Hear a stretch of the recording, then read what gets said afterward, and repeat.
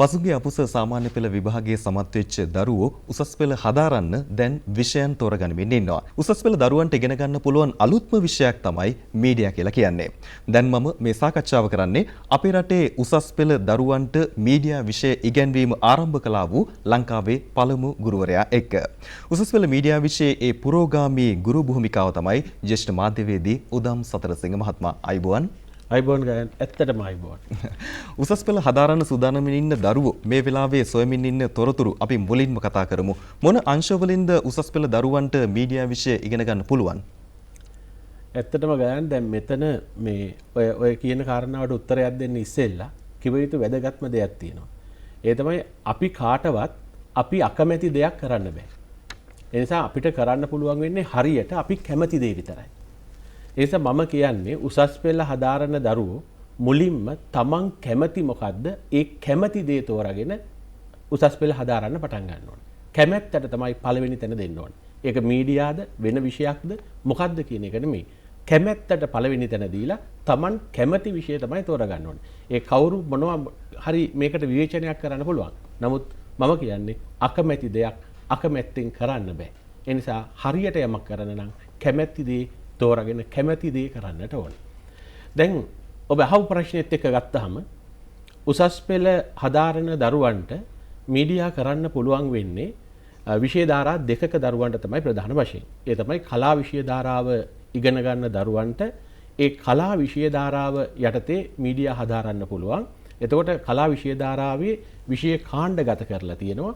ඒ කාණ්ඩගත කරපු විෂයන්ගෙන් පළවෙනි කාණ්ඩේ සමාජීය විද්‍යා විෂයක් විදිහට මීඩියා ඇතුළත් වෙනවා. ඒ නිසා ඒ විෂය සමග තව ඕනෑම විෂයන් දෙකක් කලා අංශයෙන් තෝරාගෙන කරන්න පුළුවන්. එතකොට මීඩියා විෂය එක්ක වෙනත් ඕනෑම විෂයන් දෙකක් තෝරාගෙන කලා අංශයෙන් උසස් පෙළ හදාරන්න අපේ දරුවන්ට පුළුවන්. ඒ වගේම තාක්ෂණ විෂය ධාරාව යටතේ ඉගෙන ගන්න දරුවන්ට ඒ තාක්ෂණ විෂය ධාරාව යටතේ තියෙන ප්‍රධාන විෂය දෙකට අමතරව මේ තෝරාගැනීමේ විෂයක් තියෙනවා. ඒ තෝරාගැනීමේ විෂය විදිහට මීඩියා විෂය තෝරාගෙන මීඩියා විෂය හදාරන්න පුළුවන්. කලාංශයේ මේ සමහර විෂයන් ඉගෙන ගන්නේ හරිම අඩු ළමයින් සංඛ්‍යාවක්. එතකොට මේ මීඩියා විෂයට මොන වගේ තැනක්ද තියෙන්නේ? ඇත්තටම ගයන් මේ මීඩියා කියන්නේ කලාංශයේ එක්තරා පෙරලියක් කරපු විෂයක්. ඒකට හේතුව 2010 අවුරුද්දේ තමයි මීඩියා විෂයෙන් මුලින්ම දරුවෝ විභාගයට පෙනී හිටියේ.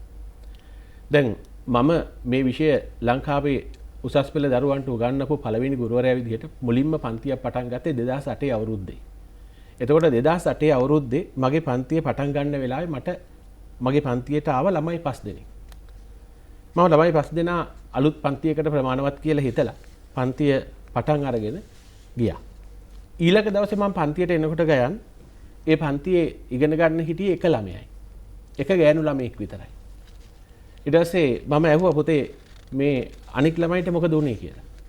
එක පාසල එක ඉස්කෝලේකවත් මේ මීඩියා නැහැ. ඒ හින්දා ඒ ළමයි ඔක්කොම ඒ විෂය අත්හැරියා. මේ වෙනම විෂයන් වලට මාරු වුණා. මම විතරයි සර් ඉන්නේ කියලා ඒ දරුවා කිව්වා. ඊට පස්සේ මම කිව්වා කමන්නේ මම ඔයාට හරි දිගටම මේ විෂය උගන්වගෙන යනවා පන්තිය දිගටම තියෙනවා කියලා. දැන් ඔහොම මාස කීපයක් මේ එක ළමයාට මම ඉගෙනුවා.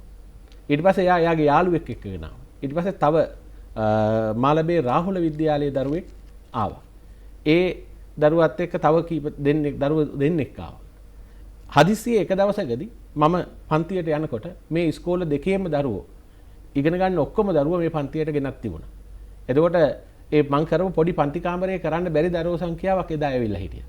මට වෙනම හෝල් එකක් ඉල්ල ගන්න ඕන. එදා ඉඳලා ඒ 2010 අවුරුද්දේ හරි පොඩි ශිෂ්‍ය සංඛ්‍යාවක් තමයි විභාගයට පෙනී හිටියේ. ලංකාවෙම ඉස්කෝල කීපයක විතරයි මේ විෂය තිබුණේ. හැබැයි 2011 අවුරුද්දේ දරුවෝ 1158 දෙනෙක් මේ විෂයෙන් විභාගයට පෙනී ඉන්නවා. මේක 2012 අවුරුද්දේදී දෙගුණ වෙනවා. 3466 දෙනෙක් මේ විෂයෙන් විභාගයට පෙනී ඉන්නවා. ඊළඟට 2015 වෙනකොට 14405 දෙනෙක් මේ විෂයෙන් විභාගයට පෙනී හිටිනවා. දැන් ගිය අවුරුද්දේ 2019 අවුරුද්දේ 17995 දෙනෙක් මේ විෂයෙන් විභාගයට පෙනී සිටියා. මේක ලොකු වෙනස් වීමක්. ඒ කියන්නේ ඇත්තටම ළමයි ඉතා උනන්දුවෙන් තෝරගන්න, ඒ ළමයි ඉතා ආසාවෙන් තෝරගන්න විෂයක් බවට මීඩියා පත් වෙලා තියෙනවා. ඔබ මේ මීඩියා සහ ජනසන්නිවේදන විශේෂේත්‍රය ගැන උසස් විදිහට න්‍යායික දැනුම සම්පූර්ණ කරපු කෙනෙක්. කැලණි විශ්වවිද්‍යාලයේ ශාස්ත්‍රවේදී සහ ශාස්ත්‍රපති උපාධිය ලබාගෙන තිබෙනවා. ඒ විතරක් නෙමෙයි ශ්‍රී ජයවර්ධනපුර විශ්වවිද්‍යාලයෙන් මේ විෂය හදාරලා තියෙනවා. බ්‍රිතාන්‍යයේ BBC ආයතනයේ මෙහෙය වූ යුද පුවත් හා ගැටුම් වාර්තාකරණය පිළිබඳව විශේෂ පුහුණුවක් ලබලා තියෙනවා. ඒ වගේම ලෝක බැංකුව ආයතනයේ මෙහෙය වූ ආර්ථික පුවත් වාර්තාකරණය පිළිබඳව පුහුණුවක් ලබලා තියෙනවා. ඒ වගේම මේ ජනමාධ්‍ය විද්‍යාලයෙන් ප්‍රවෘත්ති අංශ කළමනාකරණය පිළිබඳවත් පුහුණුව ලබා තිබෙනවා. දැන් මේ උසස් පෙළට ඔබෙන් ඉගෙන ගන්න දරුවන්ට මේ දැනුම බෙදා දෙන්න අවස්ථාවක් ලැබෙනවද? උසස් පෙළ දරුවන්ට උසස් පෙළ විෂය ධාරාව සකස් වෙලා තියෙන විභාගයක් මූලික කරගෙන අපේ රටේ තියෙන ප්‍රධාන තරඟ විභාගයක් වෙච්ච උසස් පෙළ විභාගයේ මූලික කරගෙන මේ විෂය ධාරාව සකස් වෙලා තියෙනවා. එතකොට ඒකේ ඒ විෂය නිර්දේශය ඇතුලේ සීමිත විෂය කොටසක් තියෙන නිසා අපි සම්පූර්ණ කරපු අපි ප්‍රායෝගිකව හා න්‍යායිකව හැසිරුණු සියලු විෂය කොටස් එතෙන්දී අපිට කතා කරන්න හම්බ වෙන්නේ නැහැ. හැබැයි මම එක දෙයක් කියනවා. දැන් ඔබ කැලණි විශ්වවිද්‍යාලයේ ජනසන්නිවේදන විෂයයට ජ්‍යෙෂ්ඨ විශේෂවේදී උපාධියක් තියෙන කෙනෙක්. එතකොට අපි එකට ජනමාධ්‍යයකට වැඩ කරලා තියෙනවා. ඔබ දන්නවා න්‍යායික දැනුම කොච්චර වැදගත් වෙනවද? ප්‍රායෝගිකව වැඩ කරන්න යාමේදී එය හරියට කළමනාකරණය කරගන්න. දැන් මේ න්‍යායික දැනුම හොඳින් සම්පූර්ණ කරපු ගුරුවරයෙකුට විවිධ ක්ෂේත්‍රවල න්‍යායික දැනුම පිරිච්ච ගුරුවරයෙකුට දරුවන්ට ඉගැන්වීමේදී ගැටලු හා ප්‍රශ්න නැති ගැටලු අඩු වෙන විදිහට උගන්වන්න. ඒ වගේම වඩාත් හොඳින් විෂය කරුණු පැහැදිලි වෙන විදිහට උගන්වන්න පුළුවන් වෙනවා. ඒ හින්දා මේ න්‍යායික දැනුම දරුවන්ට ලබා දීම ඒ දැනුම සම්පූර්ණ කර තිබීම වැදගත් වෙනවා. එතකොට මේ උසස් පෙළට මීඩියා ඉගෙන ගන්න දරුවන්ට මොනවද ඉගෙන ගන්න ලැබෙන විෂය කරුණු? ඇත්තටම උසස් පෙළ විෂය නිර්දේශය මීඩියා විෂය සම්බන්ධයෙන් අලුත් විෂය නිර්දේශය 2020 විභාගයට පෙනී සිටින දරුවන්ගේ ඉඳලා ක්‍රියාත්මක වෙන්නේ. එතකොට මේ විෂය නිර්දේශය යටතේ අනෙක් විෂයන් හා සමගාමීව උසස් පෙළ විභාගයට ගැලපෙන විෂය කරුණු ටිකක් එකතු කරලා හදපු එකක්. දැන් ඒක සම්බන්ධයෙන් විවිධ මතභේද තියෙනවා. නමුත් මේක ඉගෙන ගන්න තිබෙන විෂය කරුණු තමයි ඇත්තටම sannivedana අධ්‍යයනය කියන එක පටන් ගත්තේ කොහොමද? ඉතිහාසයේ ආරම්භය හා වර්ධනය. ඊළඟට ඉන්පස්සේ sannivedanaයේ පදනම, ඒ වගේම sannivedana ස්වරූප වර්ග ආකෘති පිළිබඳව. ඊට පස්සේ ඔබ දන්නවා දැන් අපි නිතර කතා කරන ජනමාධ්‍ය වර්ග සාම්ප්‍රදායික මාධ්‍ය, ජනමාධ්‍ය, නවමාධ්‍ය, සමාජ මාධ්‍ය. ඒ වගේම සංස්කෘතිය, සංස්කෘතික අවබෝධය, මාධ්‍ය ස්වභාවය, මාධ්‍යයට එය බලපාන ආකාරය ඒ ගැන. ඉන්පස්සේ මාධ්‍ය සාක්ෂරතාව ගැන. මාධ්‍ය සාක්ෂරතාවෙන් එහාට ගියහම අපි 13 ශ්‍රේණියේ විෂය කරුණු වලට ආවහම 13 ශ්‍රේණියේ විෂය කරුණු වලදී ගයන් තියෙනවා නිර්මාණාත්මක sannivedana. අපි විශ්වවිද්‍යාලවල ඉතා කැමැත්තෙන් ඉගෙන ගත්ත ඉතාම ප්‍රසන්න විෂය කොටස. ඒ වගේම එන් එහාට ගියාම සංවර්ධන sannivedanaye සංවර්ධනයේ සඳහා sannivedanaye භාවිත කිරීම. ඊට පස්සේ මහජන සම්බන්ධතා හා සිද්ධි කළමනාකරණය. මේක ඉතා වැදගත් අලුත් පරම්පරාවේ වැඩි උවමනා ගානක් සම්පූර්ණ කරන විෂයක්. දැන් ඉවෙන්ට් මැනේජ්මන්ට් භාග එකක් සිද්ධි කළමනාකරණයට අදාළ කොටස මේකේ ඇතුළත් කරලා තියෙනවා මූලික වශයෙන්. ඒ වගේම sannivedana ප්‍රතිපත්ති හා නියාමන අපේ මේ ජනමාධ්‍ය ක්‍රියාවලිය පාලනය කිරීමට බලපාන සාධක ගැන මේවා කතා කරනවා. ඊළඟට මේ විෂය ඇතුලේ අලුත් sannivedana ප්‍රවණතා, ජනමාධ්‍ය ක්ෂේත්‍රයේ ඇති වෙන නව ප්‍රවණතා ගැන කතා කරනවා. ඒ වගේම මේකේ අපි අලුත් කොටසක් විදිහට මේ විෂය නිර්දේශයේ දකින්න තිබෙනවා අර සමීක්ෂණ, sannivedana සමීක්ෂණ කියන විෂය කොටස. දැන් මේ මීඩියා විෂය අනිත් විෂයන් එක්ක වෙනසක් තියෙනවද? මොකක්ද තියෙන විශේෂත්වය මේ විෂයේ තියෙන?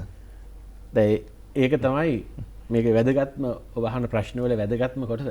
මොකද ඒක හේතුව මේ දැන් අපි අනික් විෂයන් ඉගෙන ගන්නකොට දරුවෝ අපේ උසස් පෙළ ඉගෙන ගන්න දරුවන්ට නිතර දෙමව්පියන්ගෙන්, ගුරුවරුන්ගෙන්, වැඩිහිටියන්ගෙන් කාගෙනුත් අහන්න තියෙන අවවාද ටිකක් තියෙනවානේ. චිත්‍රපටි බලන්න යන්න එපා, පිස්සු කෙලින්න යන්න එපා.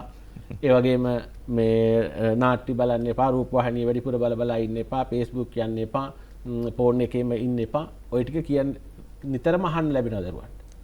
මේ ටික තමයි නිතරම දරුවෝ අවවාද විදිහට ගන්න. දැන් මට වෙලා තියෙන්නේ ඒකේ අනිත් පැත්ත. මම දරුවන්ට කියන්නේ හැම වෙලාවෙම පුළුවන් තරම් චිත්‍රපටි බලන්න. පුළුවන් තරම් නාට්‍ය බලන්න. පුළුවන් තරම් පත්තර කියවන්න. පුළුවන් තරම් නවකතා කියවන්න. පුළුවන් තරම් Facebook යන්න. සියලු සමාජ ජාලවල සැරිසරන්න. එහෙම නැතුව මේ වැඩේ කරන්න බෑ. මේක තමයි මේ මීඩියා වල වපසරිය. ඒ වපසරිය තුල සැරිසරලා මේක සමීපව ජීවිතය කරගෙන ඉගෙන ගන්න කියලා තමයි මට දරුවන්ට කියන්න වෙලා තියෙන්නේ. ඒක තමයි මේ විෂය වෙනස ගන්න. ඒ කියන්නේ දරුවන්ට කිසිදු බාධාවකින් තොරව ඔබේ දරුවට ඒ වගේම ඔබ ශිෂ්‍යයෙක් විදියට හදාරනවා නම් බොහොම සතුටින්. ඒ කියන්නේ Tamanට කරන්න පුළුවන් සීමාව සහ සතුට සහ විනෝදය මේ සියල්ල තමයි අන්තිමට ප්‍රායෝගික දැනුමත් එක්ක විශේෂ දැනුමක් බවට පත් කරගන්න පුළුවන්. හරි. අපේ ඊළඟ ප්‍රශ්නය.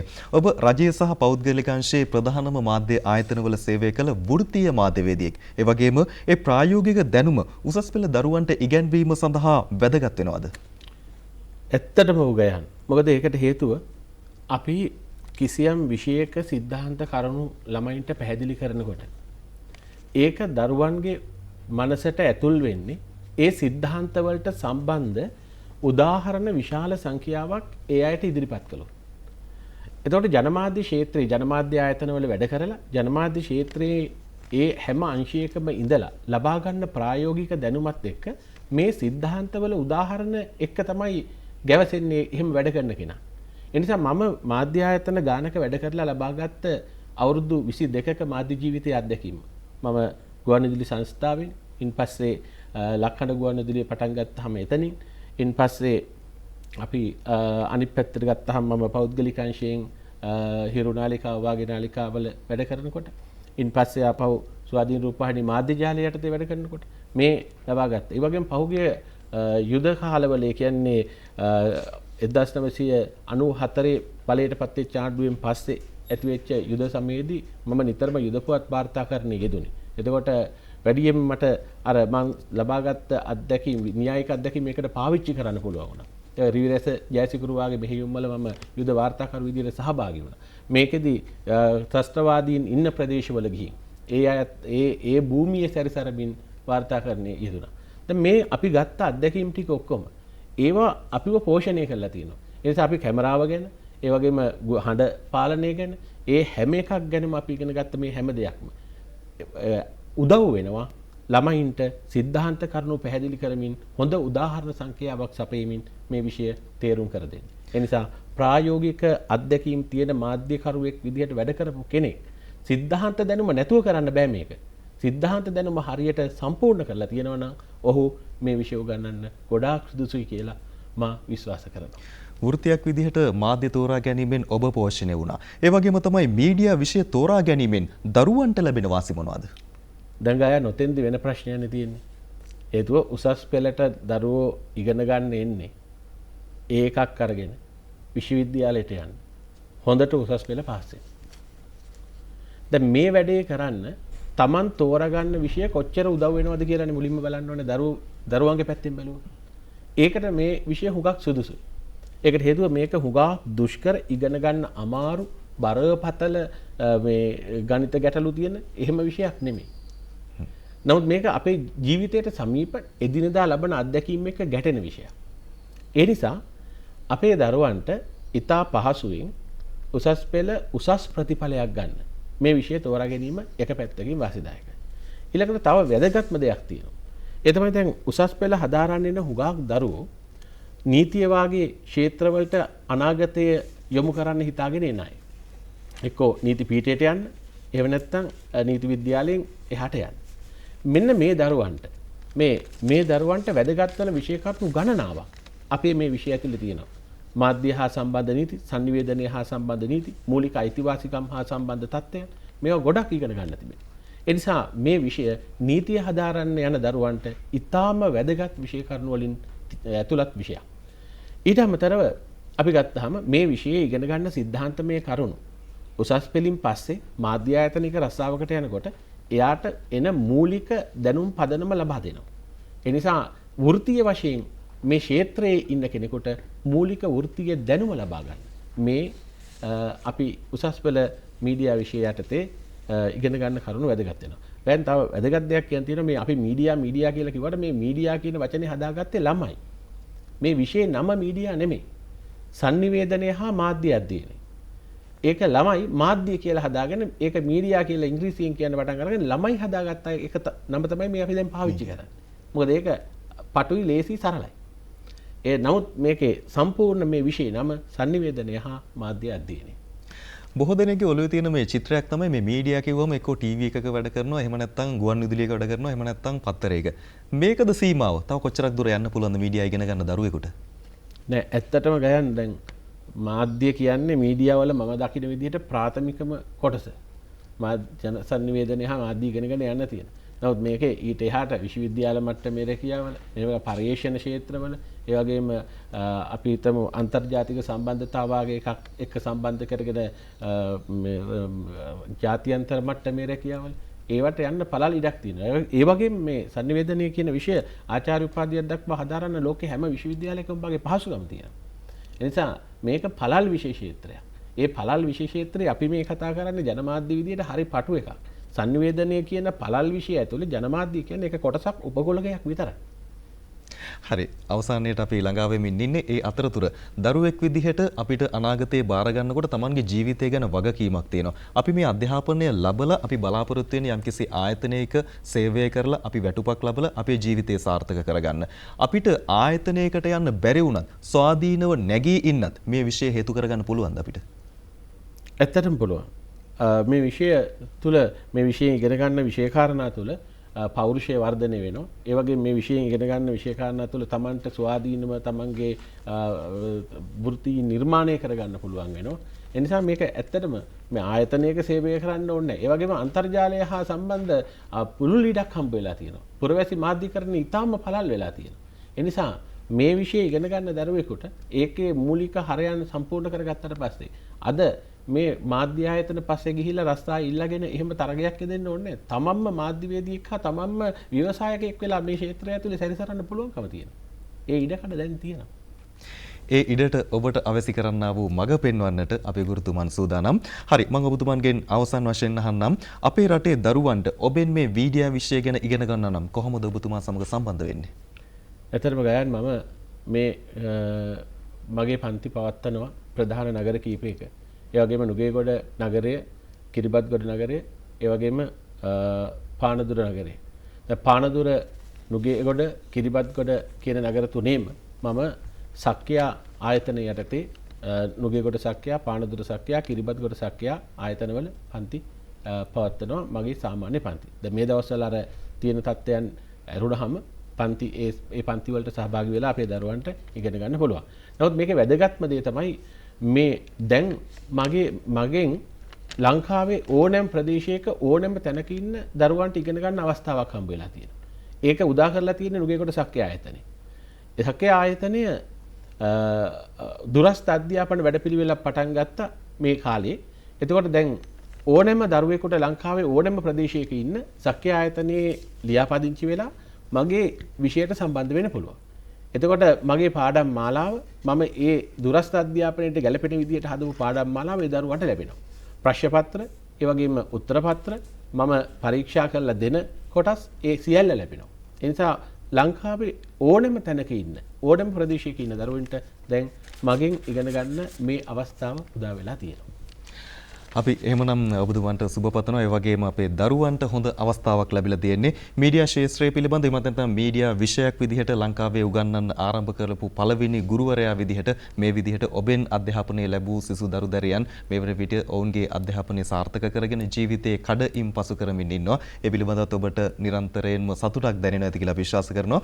අප කියන්න කැමතියි ඔබතුමන් මේ මීඩියා විෂය උගන්වන්න එන්නේ නිකම්ම නෙමෙයි. කැලණි විශ්වවිද්‍යාලයෙන් ඔබ ශාස්ත්‍රවේදී සහ ශාස්ත්‍රපති උපාධිය ලබාගෙන තිබෙනවා. ඒ විතරක් නෙමෙයි ශ්‍රී ජයවර්ධනපුර විශ්වවිද්‍යාලයෙන් මේ විෂය හදාarලා තියෙනවා. ඒ වගේම බ්‍රිතාන්‍යයේ BBC ආයතනයේ මෙහි වූ යුද පුවත් හා ගැටුම් වාර්තාකරණය පිළිබඳව විශේෂ පුහුණුවක් ලබා තියෙනවා.